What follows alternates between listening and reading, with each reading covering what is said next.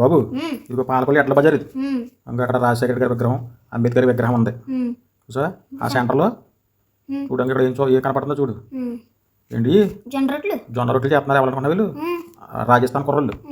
ఆ జొన్న రొట్టెలతో పులకాలు చేస్తున్నారు. ఇంకో చపాతీలు ఈ పులకాలు, మెయిన్ పులకాలు. జొన్న రొట్టెలు అంటారు. ఇది తినడం వల్ల వెయిట్ తగ్గుతారు, బరువు తగ్గుతారు. ఇంకో పలకరంతా నేను చూసా, పలకరంతా ఇక్కడ ఏం తయారు చేస్తున్నారు కుర్రోడు. అక్కడేమో స్టవ్ మీద కాల్ చేస్తున్నారు, ఓ దిక్కు నుంచి అమ్మేస్తున్నారు. పక్కనేమో అల్లం టీ 5 రూపాయలకి గాజు గ్లాసులు అల్లం టీ అమ్మేస్తున్నారు. మన ఏరియాలో ఇక్కడేమో 10 రూపాయలు 15 రూపాయలు అన్నారా, 5 రూపాయలకి అల్లం టీ అమ్మేస్తారు రాజస్థాన్ కుర్రోళ్ళు. అదిగో పులకాలు అమ్మేస్తుంటే రా పార్సల్ చేసి పట్టుకెళ్ళిపోతున్నారు. సాయంత్రం చాలా మంది భోజనం చేయరు కదా, వెయిట్ తగ్గాలనుకున్న వాళ్ళు ఇలా పులకాలు పట్టుకెళ్ళిపోతున్నారు. శుభ్రంగా తింటారన్నమాట. రాజస్థాన్లో తగ్గట్టు పులక సెంటర్ రంగు కర్రీతోటి ఇది కట్టించేస్తున్నారు, పట్టుకెళ్ళిపోతున్నారు పార్సల్లో. అది గట్టిగా అమ్మేస్తున్నారు వీళ్ళు. ఇంకో వేడి వేడి అనమాట. కళ్ళ ముందు అలాగా కాల్చి పులకాలు అలా కాల్చి అలాగే ఇస్తుంటే పట్టుకెళ్ళిపోతున్నారు పార్సల్లో. సాయంత్రం అంతా టైం అప్పుడు 4:30 5 అవుతుంది, 5 అవుతున్నట్టు టైం.